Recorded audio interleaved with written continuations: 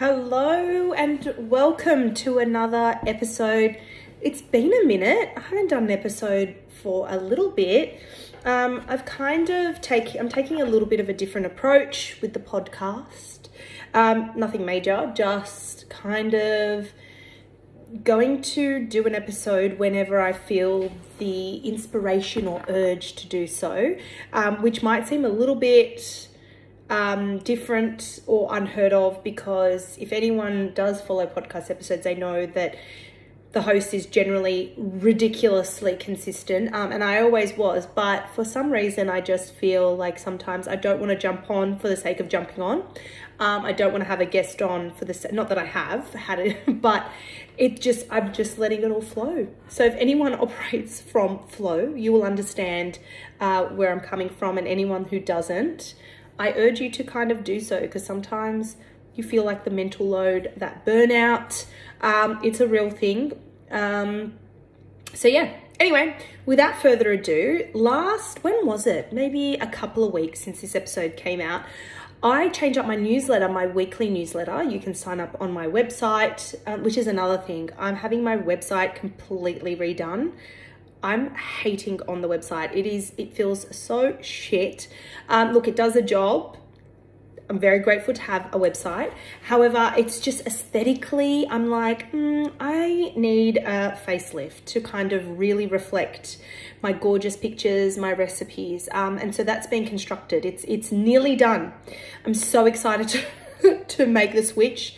It'll probably be done let's just say, end of the year, if not beginning of next year. I think it might be done before then, but I like to make sure that everything's working correctly. It looks gorgeous. It's clean. When I say clean, it's just, like those websites that just look nice. Not too overly cluttered, not busy, not like too much shit, essentially. I hate those websites when you go on, it's just like shit after, like just you're scrolling and it's like, I just want the recipe. Could you please navigate? Where can I find it? So yeah, I just wanted to make the user experience very smooth, very easy, and just aesthetically gorgeous, like my photos. I'm sure in a year's time I'll look at my photos and be like, this is not great, but that's just with growth. I'm loving what I'm producing now. I'm sure in a year I'll look back and be like, my work's so much better, but that just comes with being hard on yourself. Yeah, so anyway, I did a weekly newsletter last week, and it was inspired by Naomi Sherman's weekly newsletter, and it was just a bit more like personable, like what I'm kind of into, what I'm kind of watching, and I thought I would do it's like a weekly roundup. Like, let's just do the weekly roundup even on the podcast, and just talk about all the things, because I do feel like the people that listen to this podcast aren't only other foodie business owners, they're also just people who love to cook and just need something to listen to while they're doing a mindless activity like folding the bloody freaking washing. Sharon's a washing, and she does not fuck off ever. So anyway, what did I do? So this week I shared on social media my weekly meal plan. So Monday, which I actually did on Tuesday, was tuna pasta. Now, can we just have a moment to talk about tuna pasta? Because the minute people bring up tuna, personally, when I see them and they're like, ew, yuck, in a pasta, no. And I'm like, hang on, back it up. Have you tried my tuna pasta? And they're like, no, but I don't.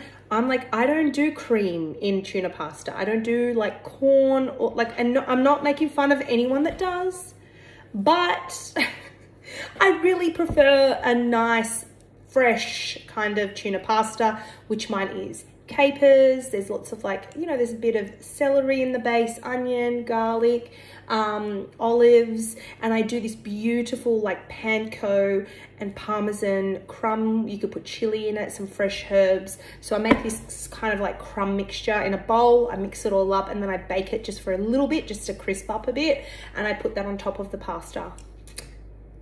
You have to make that recipe. I'll link it in the show notes. So that was on the planner. I also created a recipe, and by now I would have shared the reel on social media. My mustard crumbed chicken drumsticks. Oh my goodness. They're baked. There is no frying involved. I'm not a big fryer. I fry very rarely and only when it's like really necessary. So these are baked amazing. Like I soak the drumsticks in some buttermilk, which I make my own buttermilk, which is literally just milk and butter, milk and vinegar, sorry to say. Like it's so good and so easy, and you bake and it's such a crowd pleaser. So that was that. What was the other ones? I kind of like, you'd think I'd be a little bit more organized and go, come on. Oh, beef pad see ew. Now, can we just talk about this for a second? That freaking recipe, it took me five attempts. I usually nail a recipe on the first go. It took me 5 attempts to get that. And you know, it just, listen, it's no, I don't give a shit what anyone says. No homemade pad see ew is going to taste the same as the Thai restaurants, because you know that wok that they use, the flavor, the heat that thing produces in a, you know, a commercial kitchen, it's totally different to homemade. But this recipe is delicious, so I definitely urge you to make it. It's easy. This is the thing, right? Even when I do my recipes, I know what's sort of a really good way, but I also need to make it really easy and simplify it so that you guys can make it. Because I know that when there's too many steps, like if there's a lot of ingredients in my recipes, I generally try to make the method super easy. I know that like that's the case with my like Persian cauliflower and beef stew bowl that's in the recipe book. There's a bit more ingredients involved. However, the method, especially if you're doing it in the slow cooker, is so much easier. So I kind of like to have that balance. So there's some of the recipes that I made. Some other recipes that I'm working on. I really want to do a lentil bruschetta. I used to make it a long time ago. Mix this beautiful mix, like lentils, celery, bit of garlic, lemon juice, some fresh herbs. I have to go back to the recipe and double check if there was I think I put cherry tomatoes in there as well, and some spring onions. I'd mix that up in like a container and keep that on standby in the fridge for the week ahead, and it made like a really good either lunch, like on some sourdough, or you know, I don't know, like salad or crustkits or whatever you, corn thins. Clearly I don't I go straight for the bread. So I'm going to share that recipe. And hopefully I do this amazing like peanut and oat slice. There's some cranberries in it, and it's just a really good, I just love having those kind of stuff on standby in the fridge or pantry or whatever, so that during the week, you know, they're just healthier options to reach out to eat, opposing to salt and vinegar chips, which I'm guilty of doing. So there's some things that I'm working on for you guys. I also finished, did you guys see my Frangelico balls, like Christmas ball recipe? Oh my gosh. So Rebecca from Porter and Hudson, she's my florist friend, invited me back. So I originally did a workshop in her florist, when was it? A few months ago. We did gnocchi. And she's like, we really want to do a Christmas workshop. What can you do? And I was like, well, you know, she obviously doesn't have cooking facilities. So I had to come up with something that was like sort of easy. And I do feel like when you're doing those workshops, you don't want to make them too long, because people then get like, yeah, kind of not disengaged, but especially if you're like cooking with a bunch of people that you've never met before, you've got to hit that sweet spot where it's got to be like the hour mark. And then just have a bit of drinks and nibbles before and after, because anything more than that with a bunch of strangers can be a bit awkward. But not for me, but for everyone, you know. So I came up with a Frangelico. So it's sort of like my version of rum balls. And they're freaking delicious. They were dynamite, amazing. Oh, they're going to be great. So keep an eye out for that. Follow Porter and Hudson if you guys want to come and join the class. But I'm pretty sure that she's got a lineup of people that the class is going to be sold out as soon as the tickets, yeah, get released. So apart from that, I've been thinking about this whole cookbook thing. And I don't know, I think because I released my cookbook. So if you guys haven't got a copy yet, you can definitely purchase. I have the ebook on my website as well as a hard copy. Hopefully by the time of this releasing, the books should pretty much be ready to collect. So it was about a 2-week wait. So I opened up for pre-orders. And then like I put in the order for production. because I wanted to gauge like how many people were interested in the book. So I put in an order for production, and so they should be very, very ready, like very soon, like to be picked up. And then I'll start shipping them off to everyone. So you can order a copy. But I was thinking, like, you know, with all the cookbooks and stuff, like we buy so many cookbooks, and I don't know about you guys, but what is it that makes us bench warm them, you know, and not actually cook from them? Is it because we don't carve out time to flick through books anymore? Is it we just get over it? Is it our attention thing? Because I've got a lot of cookbooks, and usually I'll do, like, for me, January is a massive cull. Like I don't know about you guys, but I cull and purge lots of spaces in the house, like between the laundry, between the kids' toys, especially before Christmas. Let's talk about that. But yeah, and I do my cookbooks, and I usually, like, I'll send a picture to my friends and be like, hey guys, like, I'm not really into these. I don't use them. You know, does anyone want any copies or whatever? And it got me really thinking, like, you know, I have, like, if you're watching the video, you can see here, but just behind me, I've got like a little bookshelf, and this is just half of them. I've got another half inside the house as well, because this is a studio that I work from. And I just miss sitting down and actually flicking through a cookbook and getting inspiration from the recipes. And I want to kind of bring that back, because I feel like I purchase cookbooks through connection, whether it's with the author or whether it's with the person that gifted me the cookbook, you know, for an occasion or whatever it may be.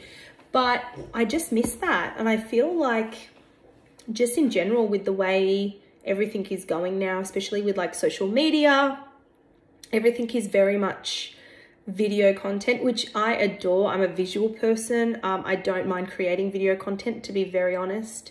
I enjoy it. I think that, you know, on my new website, all the recipes, the reels that I produce, you know, when you click on a recipe on my new website, you're going to see the video with the recipe as well. I think that sometimes, especially when you're trying to explain techniques and folding, having the visual, you know, component helps so much.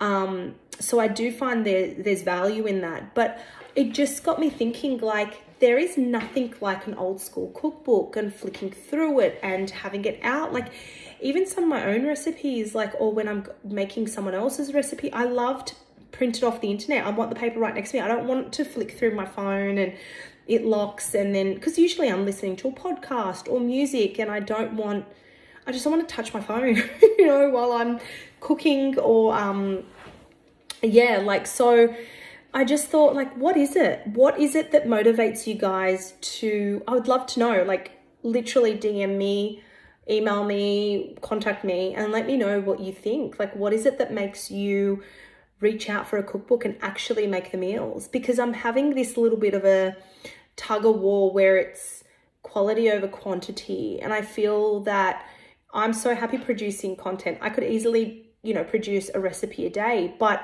I really would love that connection component with, you know, you guys in terms of actually cooking the recipes. And I feel like we live in this society now where there's just so much, and we save the content or we buy the cookbook and we just never cook anything from it. And it's like, to cook something from a book or a site or social media or whatever, it's like we have to have a day to do it. And I don't know what it is. Is it the fact that it's more mental load to, I don't know, consume the method and reading rather than just cook meals that are inspirational? Or is it the type of recipes? I don't know. So I would love to hear from you, because I'm really kind of going to start cracking open some of these cookbooks and cooking recipes and sharing them with you. Look, if it's in a cookbook, I won't be giving the recipe away, because I wouldn't, as an author, I wouldn't want someone just giving, you know, paid content for free on the internet. But just, you know, you might have the cookbook and it might inspire you to crack it open yourself and give the recipe a go. So yeah, I was thinking about my content and I was like, I just want to change it up a little bit. I just feel like everything's just looking the same, you know, every Tom, Dick and Harry doing reels. And I'm not saying, I know that my work is great, I love what I do, but you know, when you want something a little bit different, anyway. that's my little 2 cents. It's my little mental download. I hope it didn't do your head in, but it probably doesn't make sense. But when you start watching me, I'm sure you're going to start seeing a few things that I do that might be not different, but just changing it up a little bit. Yeah, I crave that connection. I really love that. And I think that's what food is all about. That's what cooking's all about.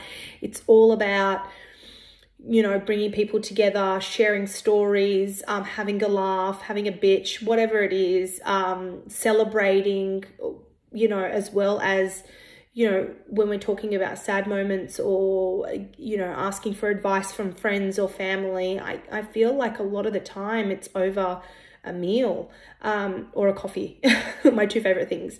So yeah, I'd love to hear from you about that and any cookbooks that you kind of recommend. I think I'm going to have a look at Jamie Oliver's Nonna's book because I was gifted that. And to be honest with you, I haven't really made anything from it. And what else do I have? Oh, I'm going to do my favorite, like either Yotam book or Palestine. Anyway, I'll share that all with you. So, yes, Sammy, what's his name? Sammy, oh, I forgot. Something Sammy. Anyway, he's Yotam's right-hand man. He's like my favorite chef in the world, and I've just had a brain fart, and I don't even remember. So apart from that, what have I been watching? I started watching Chef's Plate. So Chef's Plate is a series, and they do kind of different themed series, and the latest one is pizza. So I think it's a 6-part episode or 6-part series. No, 6-part episode. Like it makes one series, but 6 parts, 6 different episodes on different chefs. So each episode highlights a different chef who is big on pizza. And I've seen episode 1 and 2. So 1 was a pizza maker in Phoenix. I think it's Phoenix, Arizona, and the second one was a Rome-based, like Italian pizza dude. But it gets really interesting because I think there's like an Asian fusion, and this is what I love. And it's really interesting because I do encounter sometimes some, you know, like I know that there are do's and don'ts with pizzas, right? You know, especially Italians, like we don't do this, we don't do this. But what I loved about just those 2 episodes was that they're really the pizza, yes, even though they're selling pizza, what they're really selling, like a lot of them have this deep-rooted, you know, paddock to plate philosophy, the agriculture, you know, and how they really have this passion and purpose and love for the land and the you know, ingredients that they produce, and they do very seasonal things. And you know, he was saying, I think the guy from episode 2, he was saying like, right, I'm selling pizza, but I'm actually selling more. I'm selling my, like I'm an agriculture farmer, like, and he does these beautiful, you know, they look like focaccia pizzas. They're sheet pizzas, and then he'll do different toppings, like with different game meat, and different herbs, and it's all seasonal. And I just love that. And I loved seeing how, you know, people are so open to different styles of cooking. And I'm big on fusion. I think that it's amazing. And as long as it's, obviously you're treating the ingredients and the meal with respect, I think that, you know, wins above all. But, you know, I know a lot of people are like, oh, no, this is how pizza's done and that's it. It's like, you can be open-minded, and by doing something different, it, you know, might be frowned upon initially. Like even he said, I think the guy from, I can't remember his name. I think I forgot. Anyway, I'm sure it'll come to me right after I press stop recording. But he was saying like for a few years there, he made jack shit money. Like he was slogging it. He would have to do bases of pizzas for other restaurants just to, you know, afford to stay open. And then I think he went on some like TV show, and, you know, the rest was history. But yeah, I just love seeing that. I love people having a purpose, and it really just made me go, right, like, I don't know, a bit of self-reflection happened there. So anyone that is, you know, stumped on what to watch, I urge you to watch Chef's Plate. It wasn't, like, I also love Salt, Acid, Heat, that show. I think that's what it's called. Anyway, so they're both really good shows. I watched the other one a couple of years ago, but Chef's Plate, definitely watch that. Love it. I can't wait. Like you know when a show just want to watch more? Yeah, that's how I'm feeling about it. So on the weekend, also we went out for dinner. We went to a local place called Tanomis. It's a Japanese restaurant, but it's Japanese Korean fusion. And I find that a lot of Japanese restaurants in Australia, I'm having a cup of coffee while we chat as well, are Korean influenced as well, especially out here, which I love. Again, fusion, great, amazing. And I hope by the time this comes out as well, hopefully I would have shared the reel on it. It was so funny. I was training at the gym, and I said to one of the guys there, I was like, I really want to try, like, do you guys have any places to recommend around here? And this is years ago. This is like literally 4 years ago now. And my mate was like, oh my gosh, have you not been to Tanomis? And I was like, oh, is that abandoned home? It legit looks like an abandoned home on a corner. I would always look at it and be like, is this a restaurant? Like, what the fuck? Anyway, yeah, and especially they hadn't cut the lawn for like ever. So it literally looked like an abandoned home. And he's like, trust me. And he's Asian. And so I was like, well, if an Asian's telling me that it's good, it's going to be great. Like 100%. My close friends are all Asian, majority of them. And so you just know, right?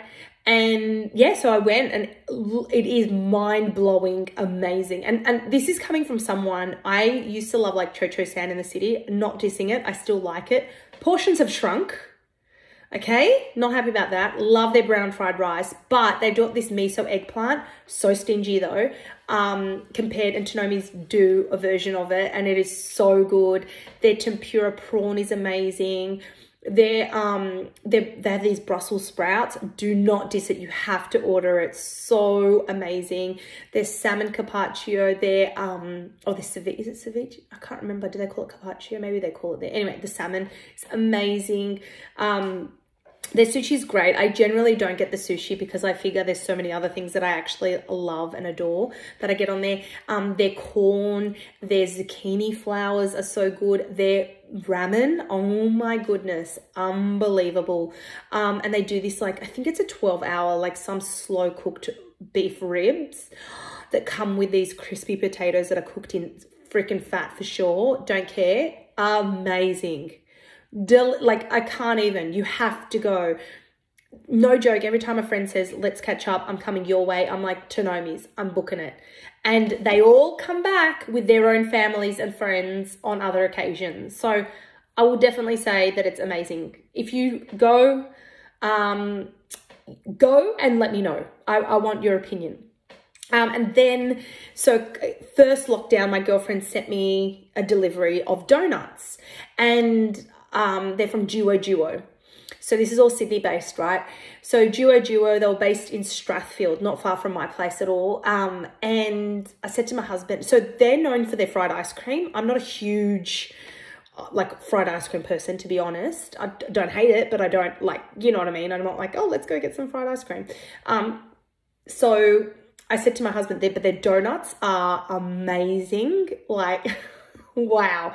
So I looked them up, and for some reason I saw that they have like some pop-up trucks that they do around, I think the couple that they've done have been in Western Sydney, and I saw that they'd relocated from Strathfield to Rosebery, I think it was. So after Tanomis, being the fat shit that I am, I was like, let's go get these donuts. And he's like, oh, they're in freaking Rosebery. I'm like, I don't give a shit. Let's go for a drive. So hopefully by the time you see the video, it's going to be, it was dark. I was really upset though, because I got there and my 2 out of the 3 favorite donuts were sold out. I was like so gutted. I said to the lady, I'm like, the guy in the queue before me was like, I know, I came for the same thing and I'm equally upset. And I'm like, I need a moment. And she's looking at me like, hurry the fuck up, because there's a queue behind you. So my friend had ordered me originally so you can order this online as well. You can order it online and have it delivered, which is so convenient and so amazing. She got me you can get a 6-pack assortment and you can choose which one. So my top 3 that are amazing. Number 1 is the pandan, which oh, like, okay, pandan to me is either hit or miss. It's a massive hit in this donut. It is, to me, they're like amazing. They're freaking sold out. And then second is their black sesame, which looks like an Oreo donut, but it's definitely not. They were sold out of that too. I was like so upset. And then my third one was their creme brulee, which they did have. I bought 2 of those because I was like, gosh. Anyway, so they're amazing. And just get whatever other ones that tickle your fancy. They've got different flavored ones. I don't know, like a chocolate one, a passion fruit, and I don't know, like there's a bunch of other ones. But they're my three amazing ones. If I had my time, like if I go back, I'd probably get 2 of each of those top ones and the rest. But anyway, so I thought I would just share them with you, share what's happening. I hope you're well. I always love to hear from you guys. Any feedback, if you've made any of my recipes, please DM me.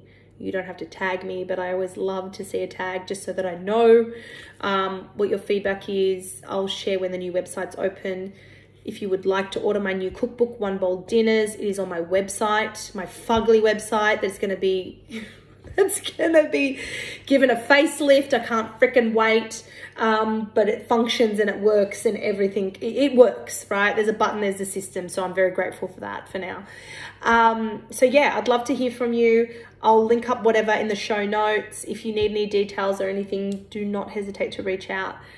School holidays is fast approaching. Probably won't produce any, podcast during that time because seriously, that's survival fucking mode.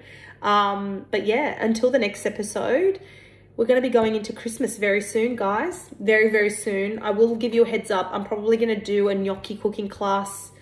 I'm going to say October-ish, end of October. And then November, we're going to go into Christmas. And I'm going to be doing my cookie series. It's my cookies that I did. I'm going to sell the cookie boxes, but I'm also going to do some online cookie classes. Does that work? Yeah. Online cookie cooking classes. Anyway, which we will be making the cookies together. The recipes are on my website, but I figured why not? And all the cookies, you can freeze them, which is amazing. So if we do them in November, we'll have them done. We'll put them in the freezer. So come December, if you're gifting people or whatever, they're ready to go and on standby in the fridge. We don't want to leave things to last minute. I'm trying to be organized this year, guys. I'm trying to, but anyway. All right, toodaloo. Until the next episode, take care. Ciao.